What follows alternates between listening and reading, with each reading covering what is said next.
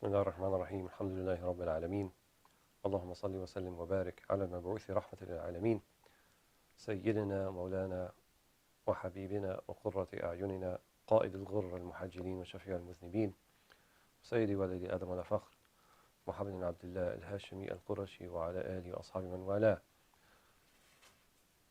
ثم ما بعد.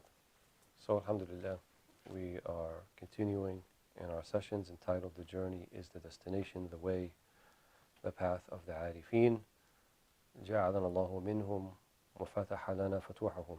So may Allah subhanahu wa ta'ala make us from amongst them and to open the openings that they have had.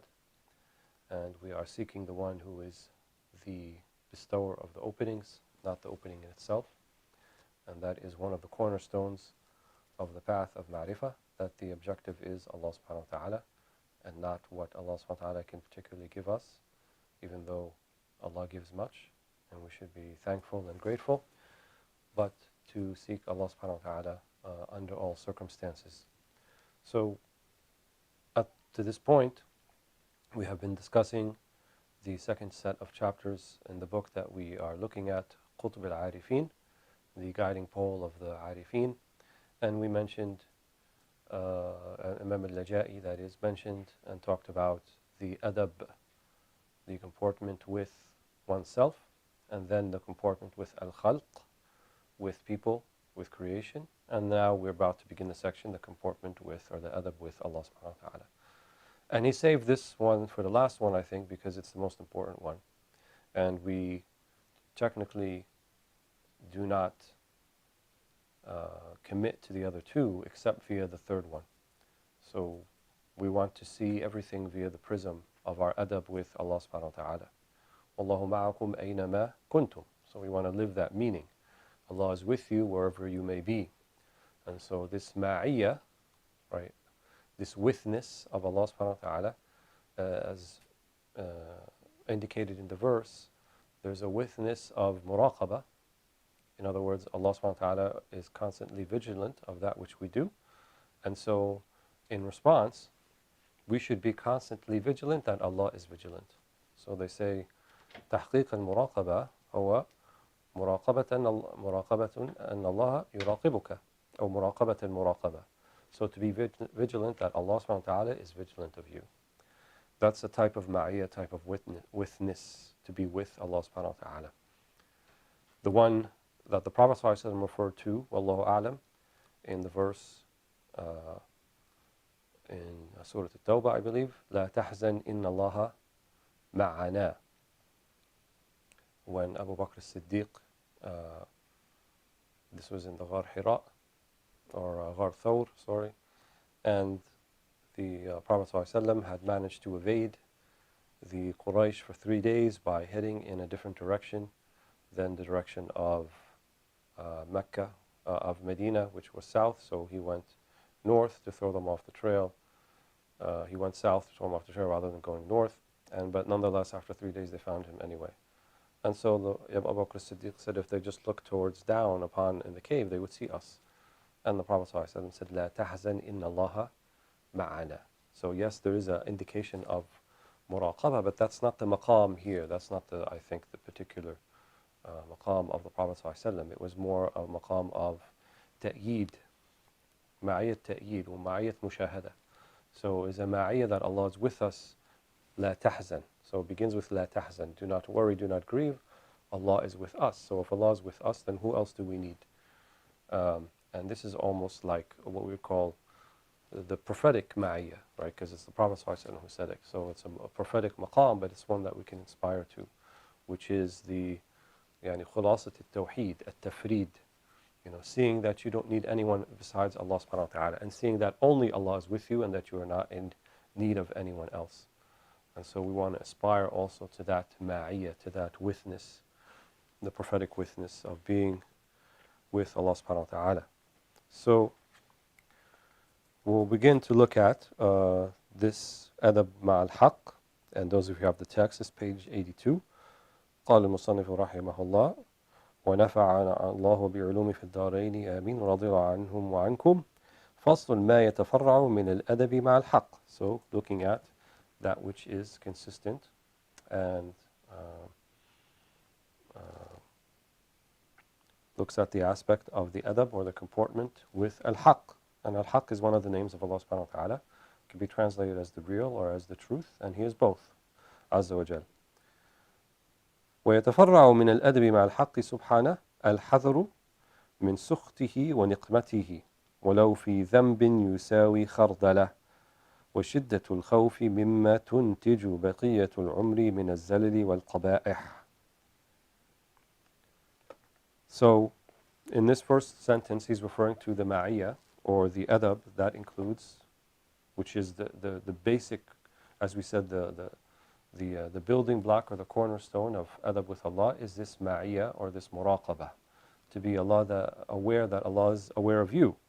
So when he says, وَيَتَفَرَّعَ مِنَ الْأَدْبِ مَعَ الْحَقِّ سُبْحَانَهُ, so included in what we understand from the adab with the haqq, al-hadharu, so to be careful, min sukhtihi wa niqmatihi, from Allah's anger and His wrath. And we recall from this section of Aqidah, Allah subhanahu wa ta'ala, when it's described His niqmah or His sukht or His ghadab, it doesn't mean in the literal sense as we understand with human beings an emotional response. So Allah never reacts to us. That's one thing to bear in mind. So if His knowledge is perfect and it's qadim, remember we said that word qadim, وَهُوَ مِنَ الْأَزَلِ, right, from that time of azal, that time before time, the time of eternity, that before Allah created the time, that is denoted by harakat al-aflak, the cosmological turning of planets and orbits and so forth that indicate time. Before Allah created all of that, there was something called azal, and something that we cannot comprehend, but we comprehend in an absolute sense that what we are now is not azal, but there was a time or something that we could consider to be when Allah subhanahu wa ta'ala was, and there was nothing else. And He is now as He was before. So that means past, present, future are meaningless when we consider the divine. So Allah doesn't react to us. So His anger or His wrath or anything like that is not in response as a reaction to us. But كان من سابق القسمة وسابق الحكمة. So there was a wisdom behind it, and there is a hikmah behind it. And we read earlier that Allah subhanahu wa ta'ala will cause us to fall into error or to slip up for one of two reasons. Either so that then we can have the opportunity to seek forgiveness from Him, and then He forgives us, and this is one of the reasons He created us. This is where we are. كل بني آدم خطاء وخير الخطائين التوابون. Everyone makes mistakes, the sons and daughters of Adam, and the best ones are the ones who commit to tawbah, right? At-tawwabun, the ones who constantly repent, returning back to Allah subhanahu wa ta'ala. And the other reason, حتى يتعلق القضاء بعدله. And the other reason is that Allah subhanahu wa ta'ala also deals with us by His adl, by His judgment, by His justice. And if it was determined في سابق الحكمة, in His infinite and divine wisdom, that this is a particular thing we would have to do because it's connected with His sifa, His attribute or name, هو الحكم وهو العدل. He is the judge and He is the one who dispenses justice. So we don't know which one of those two. That's why we should be in this state between al-khawfi wal-raja, as he said. Between, at least at an initial stage, between fear and hope. Fear of it being the latter, that there is adl, there is justice coming our way. And hope in the former, that there is mercy and forgiveness coming our way. So when we talk about his sukht or his sakhat and his niqmah, it means that the potential of the divine wisdom dictating that we fell in the error so that we may be dealt with by His justice. And His justice, in terms of our perspective, is going to feel like a niqmah, right? Ni'mah is a blessing. Niqmah feels like a curse. And so from our perspective, this is how we see it. But from the divine perspective, it's al-qada. It is the hukum, and it is just, and it's right, and it's appropriate. So the adab with Allah subhanahu wa ta'ala then, al-hadar, to be careful from this potential sukht and niqmah, wrath and upending, as it were, of Allah subhanahu wa ta'ala of you. وَلَوْ فِي ذَنْبٍ يُسَاوِي خَرْدَلَةً. Even if it's in a sin that is no bigger than a mustard seed. something very small. So it's not about the magnanimity or the size or the enormity of the sin, but rather the enormity of the one that you're sinning against. And this is what may distinguish the path of the Arif billah, the one who truly knows Allah subhanahu wa ta'ala. قَلْبُ مُتَعَلِّقْ billah. His heart is connected to Allah subhanahu wa ta'ala, not with reward and punishment consequences per se. Because if you're only connected to the reward and punishment consequences, then you'll say, well, it's not that big a sin. Right? It's a little sin, so it shouldn't be that bad. But if you're connected with Allah subhanahu wa ta'ala, any infraction, any violation, any resistance to the command of Allah subhanahu wa ta'ala and defiance of His prohibition is a big deal, right, in a sense. So that's part of the adab. وشدة الخوف مما تنتج بقية العمر من الزلل والقبائح, right? And have this شدة الخوف, to be careful or even fear of that which will be produced by the rest of your life from الزلل والقبائح, from missteps and قبائح and ugly things that may come from us. ويتفرع من الأدب مع الحق عز وجل الرجاء المتعلق بالله ولو أذنب العبد ذنوبا ترجح بجميع ما في الوجود من الحوادث فمن فعل ذلك فقد اعتدل خوفه ورجاؤه. And conversely, from the adab with Allah subhanahu wa ta'ala is to have hope al-muta'alliq billah, right, that is connected with Allah subhanahu wa ta'ala, because that's how you're going to have hope. You're not going to have hope because of your deeds. If you pin your hopes on your deeds, then that will turn into fear and disappointment, because what are your deeds? What are to Allah subhanahu wa ta'ala? They only really count for you if they're sincere. How sincere are we? And how mukhlis and how much honesty and sidq and all those things do we have when we're doing them? And even if we have them in moments here and there, is it something that we maintain consistently? Can you say in the 5 prayers, if you prayed them yesterday, or the ones that you prayed today, that you had a level of hudur, a level of presence, and a level of commitment and understanding that you would want to present before Allah subhanahu wa ta'ala and say that I'm satisfied with that? Because if you can say that, then that in itself indicates that you don't understand what Allah subhanahu wa ta'ala is seeking from us. No one person can say that. If the Prophet ﷺ himself said, إِنَّهُ لَا يُغَانَ عَلَى قَلْبِي فَأَسْتَغْفِرُ اللَّهَ 70 مرة في اليوم أو كما قال صلى الله عليه وسلم أو كما قال صلى الله عليه وسلم, that I يُغَانَ على قلبي, there's a type of ghain, right? There's a type of, and this is in the prophetic maqam, not us, but even for the prophets there's a type of ghain, and we have it too. Ghain means, a type of tadalli, a type of coming down from what was a higher place. فَأَسْتَغْفِرُ اللَّهَ 70 مرة. So I seek forgiveness from Allah subhanahu wa ta'ala 70 times for that. So what about us? Where are we with that? So the raja then, the hope is then with Allah subhanahu wa ta'ala. In other words, fi sifatihi, right? What we know Allah subhanahu wa ta'ala is capable of, not the depth and the weight of our deeds. If we present that, then all we're going to have is khawf, all we're going to have is worry, all we're going to have is anxiety. And this is what causes people to be anxious, and rightfully so.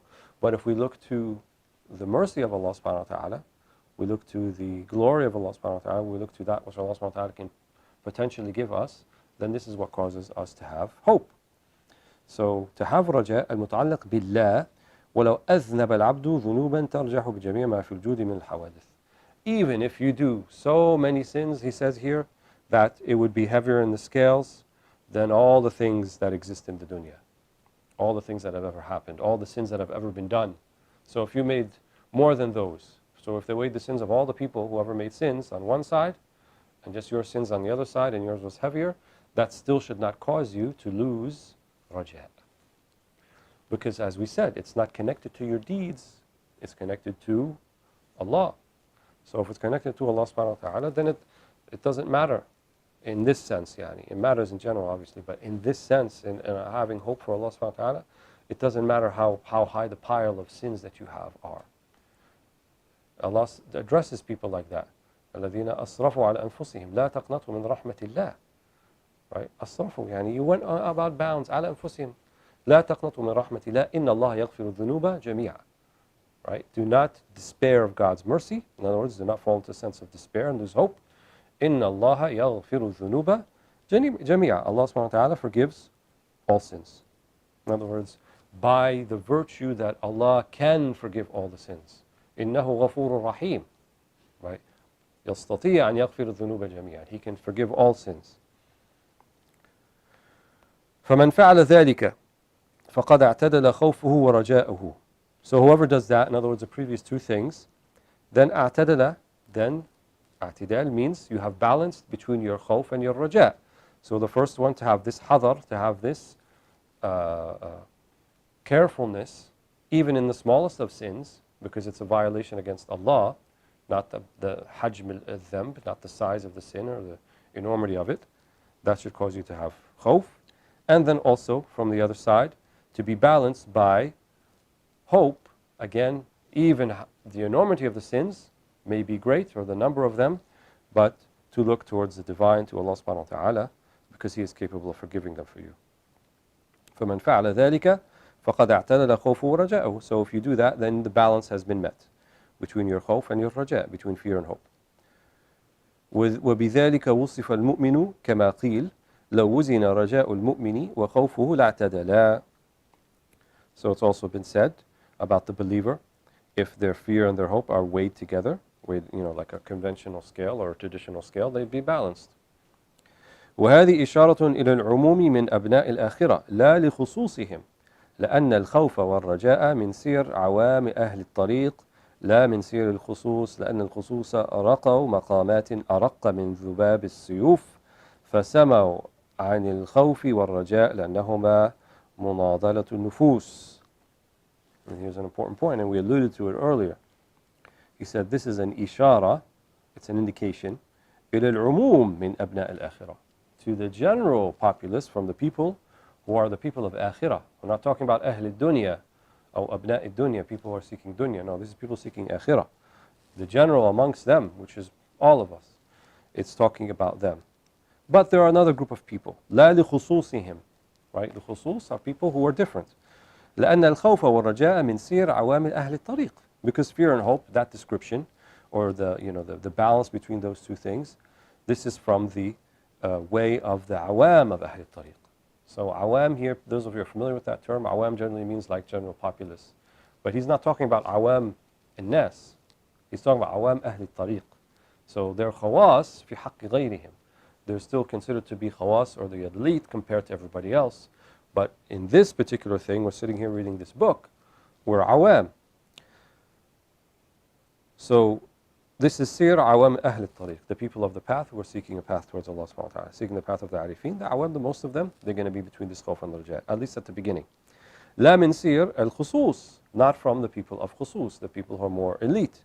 لأن الخصوص رقوا مقامات أرق من ذباب السيوف. Because the people of the khusus, رقوا مقامات, they ascended maqams or maqamat, stations, araq, that are finer or more precise, more defined than the edge of a sword. Right? The metaphor here, the sword's edge is very sharp and defined, and these maqamat are the same. فَسَمَوْا عَنِ الْخَوْفِ وَالرَّجَاءِ. So they transcended, in a sense, سَمَوْا من السماء, they went up, they ascended above الخوف والرجاء, hope, fear and hope, لأنهما مناضلة النفوس, because they are from the munadala, or the nidal of the nufus, which means it's kind of the battleground of the nafs.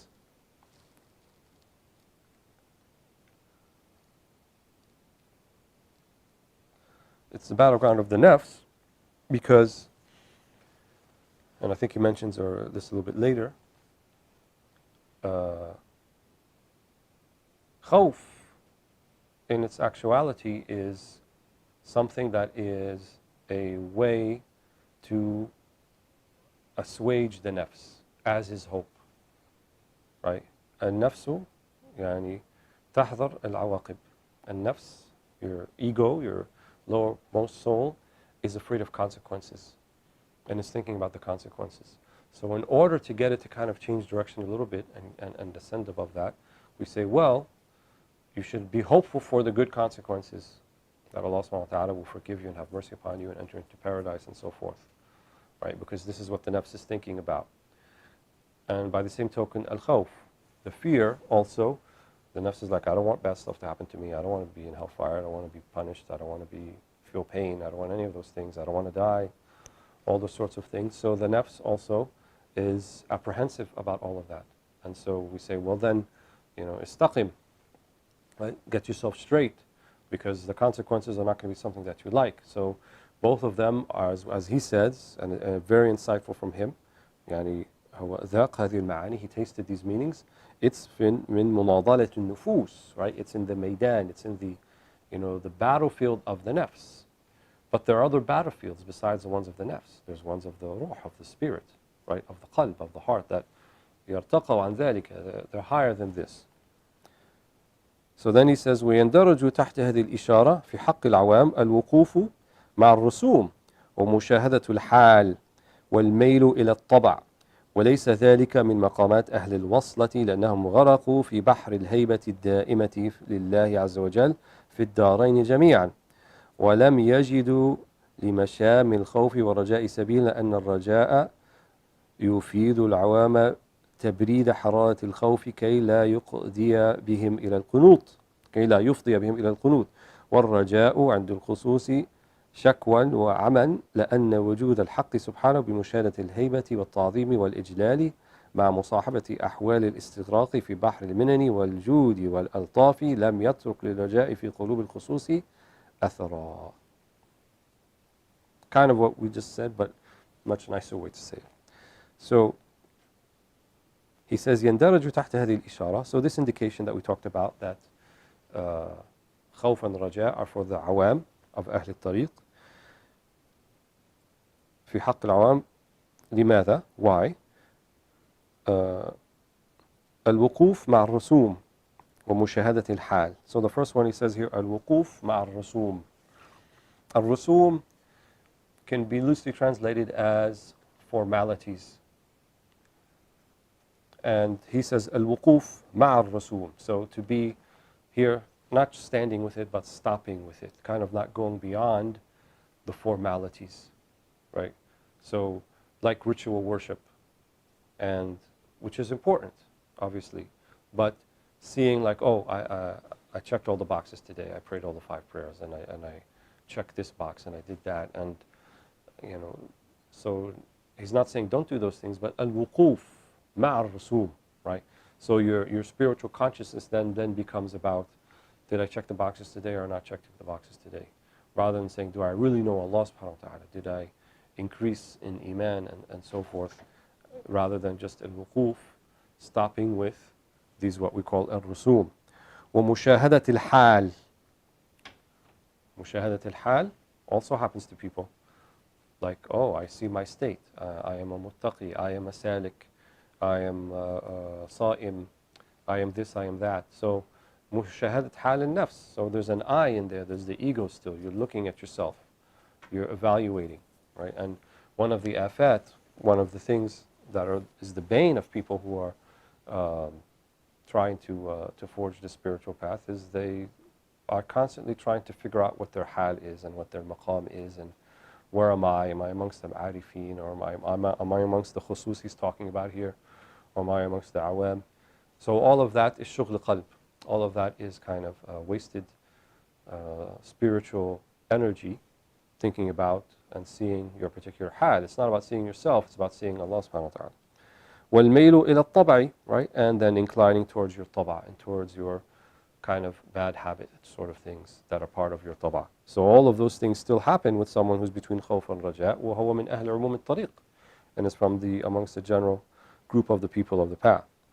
وَلَيْسَ ذَلِكَ مِنْ مَقَامَاتِ أَهْلِ الْوَصْلَةِ, right? This is not from the people who are connected, he calls it, أهل الوصلة. So al-wasla means to be connected. So those who are connected to Allah subhanahu wa ta'ala, that's not from their maqamat. Their maqamat is different. Why? لأنهم غرقوا في بحر الهيبة الدائمة لله عز وجل في الدارين جميعا. Because they have, here it says, literally encompassed themselves or drowned, subsumed themselves in the sea or the ocean of perpetual reverence. الهيبة الدائمة لله عز وجل في الدارين جميعا. في الدارين, في الدنيا والآخرة. So Go back to what we said earlier in the beginning.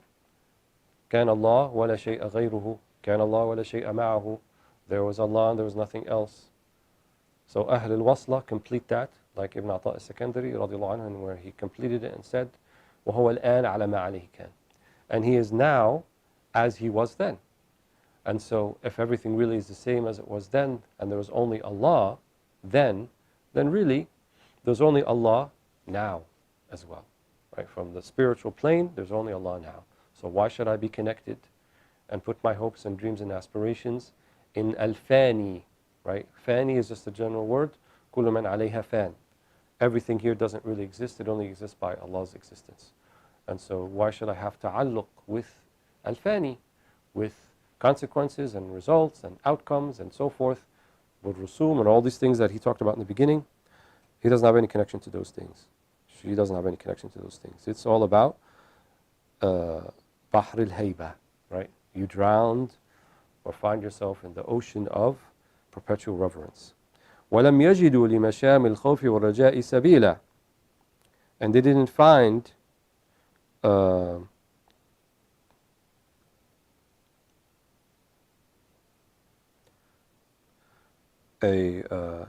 way towards the khawf that is talking about here, right? Masham, in other words, like to actually sense it, to smell the sense of fear or hope. Sabilan, there is not a way for them to get to it. They didn't find that. Why? لأن الرجاء يفيد العوام تبريد حرارة الخوف كي لا يفضي بهم إلى القنوط. Because hope, in terms of the awam, in terms of the general people of the path, what is the benefit? تبريد حرارة الخوف. It cools down here the heat of fear. Right, because we said it's a scale, right? It's a balance. So that they don't go towards qunut. So think of something like you're trying to balance it. If you don't balance it and it slides all the way on the other side of the scale, and then if it's due to a lack of hope, right? If there's no hope involved, then it leads them to despair. And despair is a very difficult state to be in. And it's very difficult to get out of. والرجاء عند الخصوص شكوى وعمل لأن الوجود الحقي سبحانه بمشاهدة الهيبة والتعظيم والإجلال مع مصاحبة أحوال الاستغراق في بحر المنن والجود والألطاف لم يترك للرجاء في قلوب الخصوص أثرا. ولذلك قال بعض العارفين الرجاء وهن وغفلة وعقال وهو في الفترة علة وفي المحبة وصمة. As for hope, right, so we said the fear عند الخواص, it's تبرير حرارة الخوف. It's to, he describes the heat of fear, right? So sometimes we think in English language of the coldness of fear, but here he's describing it as, the heat of the fear, like it makes you anxious and apprehensive. So in order to put someone in balance, we'll recall hope, recall sifatillah. Think about the great attributes of Allah subhanahu wa ta'ala. هو غفور وهو رحيم وهو خبير وهو لطيف. All these things, and then that's reason to be hopeful, right? And then you kind of get back and try to be hopeful so that you don't become desperate. What about raja? What about hope in terms of the khusus, of the elite? He said they consider it to be shakwa wa aman, right? It's like almost a complaint and blindness. Why? Why would they say something like that? لأن وجود الحق سبحانه بمشاهدة الهيبة والتعظيم والإجلال, because the witnessing of Allah, right, or wujud al-haq, the existence of Allah subhanahu wa ta'ala, by seeing, so this is perceiving His existence not in an intellectual way, but in a dhawqi, spiritual, experiential way. He says, بِمُشَاهَدَةِ الْهَيْبَةِ وَالتَّعْظِيمِ, using hayba, right, which we said is reverence, وَالتَّعْظِيم, saying Allahu Azim, Allah is great, وَالْإِجْلَال, Allahu Jaleel, and His magnificence. So this mushahada, this witnessing of all these things, مع مصاحبة أحوال الاستغراق, and at the same time accompanied by these states of الاستغراق في بحر المنن والجود والألطاف, and at the same time realizing that you're consumed and it's all around you, you can't escape it, the ocean of minan, of all the myriad things that Allah gives us, we should be grateful for. والجود, right? الجود وهو العطاء, gifts. والألطاف, right? And things of لطف and ease. لم يترك للجاء في قلوب الخصوص أثرا. If you're already there, is what he's saying. If you're already there and in your heart there's this mushahada and this witnessing of all these things, why do you need to bring yourself back to the balance of the scale when the inherent balance is already in place? In other words, your heart has already been calibrated, right, to the mushahadat al-ta'zim wal-ijlal wal-minan wal-hayba and all these things that he talked about. It's already perceiving that, right, and it never actually becomes absent from that. So there isn't an absence of hudur, right, ma'al arifin. There isn't an absence of witnessing with the arifin. It's like you open your eyes and you see everything. So their hearts are never closed, right? They're always seeing things, like in the way that is described of the state of the Prophet ﷺ, right? كانت تنام عيناه ولم ينام قلبه. His eyes might close, but his qalb, his heart was always awake. That's why when in khususiyat, from the khusus of the Prophet ﷺ, he didn't have to make wudu after sleep, because his heart was always in hudur, right? Always in presence with Allah subhanahu wa ta'ala. So if you're always in presence with Allah subhanahu wa ta'ala, it's like if you see him, then khawf and raja, which are really tools of tazkir, right? They're really tools of reminding oneself, oh, let me remind myself that I should be hopeful. And let me remind myself I should be fearful. Because in between the periods of me not being reminded, what do we call that? It's called ghafla. Right? Ghafla means I'm not aware of that. I'm not cognizant of that. And that's when I make the slip, and that's when I make the mistake, and so forth. So, whether I make the slip out of I don't have the proper adab in gratitude with Allah subhanahu wa ta'ala, or it's because I'm not aware that Allah is aware of me at the time I'm doing it. That's why the Prophet ﷺ said, لا يسرق السارق وهو مؤمن ولا يزني الزاني وهو مؤمن. أو كما قال صلى الله عليه وسلم, the person, the thief, that is not really, while they're in the act, while they're doing the deed itself, it's like iman is not there. Certainly not kamal al-iman. So it doesn't mean mutlaq al-iman, not absolute iman, but kamal al-iman certainly is not there. When someone is committing, while they're committing the sin, it's like it left them. But for the arif billah, it doesn't leave them. That's why we say they're not masoom, they're not infallible, but they're mahfuz. They are preserved, right? And someone who's preserved, it's like saying, the calculus professor, he's not going to make a mistake in simple addition of fractions. Likely not. Can he possibly? Yeah. He might be writing on the board and, oh my God, look, the professor doesn't know how to add up 1/2 plus 1/3. He made a mistake. So that's more like sahu, right? We're like a momentary regress at that particular moment. But for the awliya and the arifun billah, they are ahl al-wasla, as he said, the people of connection. They are with Allah subhanahu wa ta'ala. And so these type of mistakes, while theoretically possible and can happen and sometimes do, Allah preserves them. So that's why they see it as something, this khawf and raja, let's call it the khawf and raja, or the hope and fear paradigm, doesn't really apply that well to the arif billah.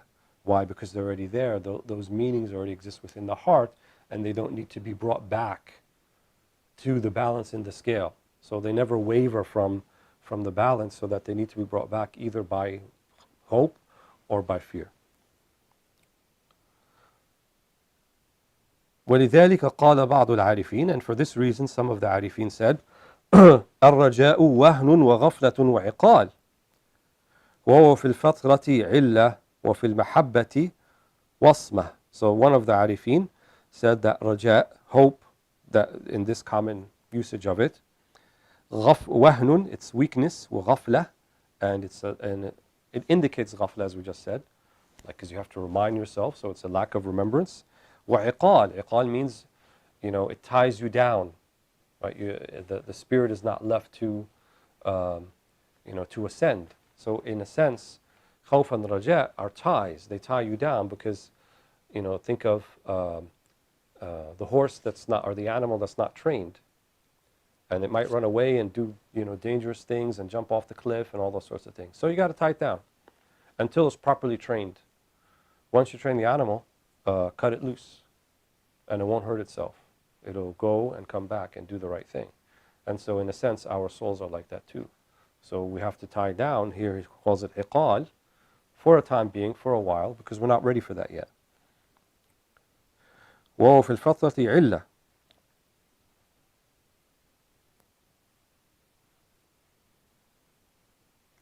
And also fil fatra, which is the lapse. So sometimes you have lapses between periods of fear and hope. It's a type of illah because you have fatra. You have these lapses. So it's a weakness that indicates there are lapses. That's how I understand it. Wallahu a'lam. وفي المحبة وصمة. Right? And in terms for lovers, for the mahabba, it is a wasma. It's a blemish.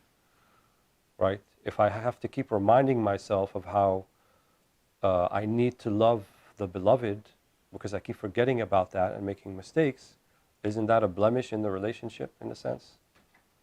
I have to keep saying, oh, wait, Allah Ghafur Rahim. Oh, wait, Allah Shadir al-Iqab. Let me remind that and then get back to what I was doing, and then if I do it again, I'll get back to that again and remind myself about this. So in true mahabba, true hudur, it is a type of blemish.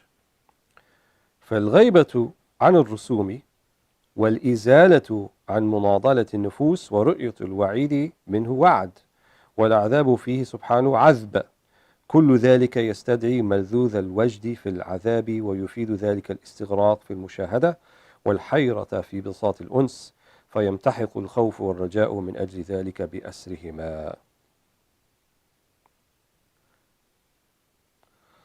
So he then says فالغيبة عن الرسوم, so to be absent from these rusum, from these formalities between you and Allah subhanahu wa ta'ala, والإزالة عن مناضلة النفوس, and then getting out of this ma'raka, this munadala, this back and forth with your nafs, ورؤية الوعيد منه وعدا,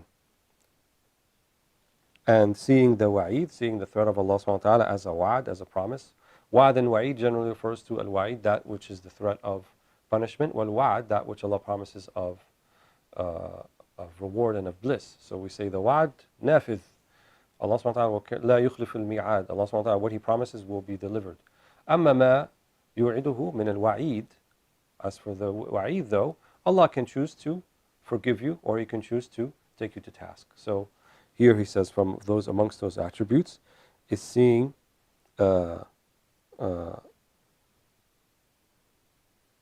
رؤية الوعيد منه وعدا. So the Arif Billah sees the wa'id, it could be a promise.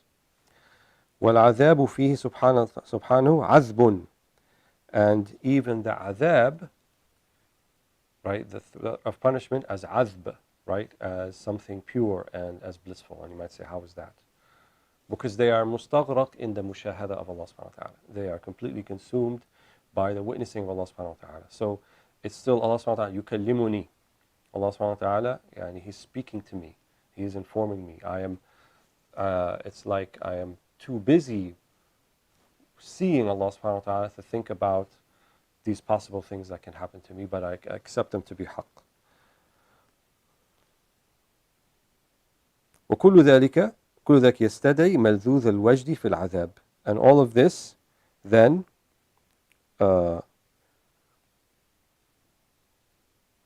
will bring about, or is consistent with, to have this feeling of blissful al-wajd. And wajd means sort of like a spiritual ecstasy, so to speak, or a spiritual euphoria. حتى في العذاب, even in adhab, in what people consider to be adhab, right? Even in dunya, right? You feel like a mihna or tribulation or trial, their level of rida, their level of contentment is that Allahu ma'i, Allahu nadhirun ilayya, Allahu shahidi, so forth. Allahu ma'ana, la tahzan inna Allahu ma'ana. This was the maqam of the Prophet ﷺ. So even in the most difficult perhaps moment of his life up until that point, la tahzan inna Allaha ma'ana. Don't fear, don't grieve. Allah is with us. So that becomes malzooth, right? It becomes blissful in of its own right. And it's hard to describe, and I'm not going to attempt to, because I think it can only be described by those who've actually felt it, right? Those who have felt it and understand what that means know what that means. And if you haven't, you won't. But he uses these words to try to give us some frame of reference. ويفيد ذلك الاستغراق في المشاهدة, right? And this, the benefit of this is where it comes from, is that you are مستغرق, as we said, it's completely consumed in the mushahada, witnessing of Allah subhanahu wa ta'ala. والحيرة في بساط الأنس. I think we talked in these sessions before about the two types of hayra, the two types of bewilderment. So there's a bewilderment that's madhmoom, that is blameworthy, which is al-hayra fi wujudillah. Does Allah really exist? Is He really watching me? Is that type of hayra, which is blameworthy and difficult. Wal-hayra al-marghuba, or al-mahmuda, and the hayra that is sought and is praiseworthy, which is what he just said here. Wal-hayrata fi bisat al-uns. Right? Al-hayra fi bisat al-uns. The bisat means like the overall atmosphere or plane of uns, right? Of intimacy with Allah subhanahu wa ta'ala. So you become mutahayyir, like, all these things Allah has did for me, but I didn't do anything to deserve it. Ana hayran min amri. Right? Imagine if someone, you don't even know, or you didn't do anything, you didn't do any favors for them, but day after day, you get all these Amazon deliveries of all the things that you ever wished for, and the sum total of all these things adding up is like some astronomical sum, but every day it keeps coming and coming, and who is this? Anta hayran. You don't know what to make of it, and you don't know how to thank them, and you don't even know what to do.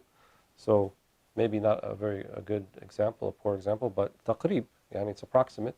This is a type of hayra, or bewilderment, في بساط الأنس. فيمتحق الخوف والرجاء من أجل ذلك بأسرهما. Right? فيمتحق, so المحاق means something that dissipates, right, and diminishes. This is the same word that's used, for example, for the moon, the lunar phases, right? يمتحق القمر. So, it starts out as a new moon, and then it gets bigger, full moon in the middle of the month. ثم يمتحق شيئا فشيئا. Right? Then it dissipates, goes away, diminishes, one step after the next, until it's completely gone. This is the one who is in these high maqamat. فَيَمْتَحِقُ الْخَوْفُ وَالرَّجَاء. So fear and hope in that conventional sense, مِنْ أَجْلِ ذَلِكَ يَمْتَحِقُ بِأَسْرِهِمَا. Right? And they're replaced by something else. So they're replaced by al-uns, right? Wal-khashya. So there is still kind of a balance between two things, but it's no longer fear and hope. And at the highest levels, they call it jalal and jamal. So we're seeing the jalal of Allah subhanahu wa ta'ala, the magnificence, and seeing the jamal, balance between those two things.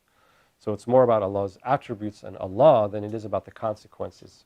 Khawf and raja are still tied to consequences. And if it's tied to consequences, will ashya al-faniya, and things that are created things, even if they're heaven and paradise and hellfire, they're still created things. And so it's still a connection with consequences and not a pure connection like Ahl al-Wasla with Allah subhanahu wa ta'ala.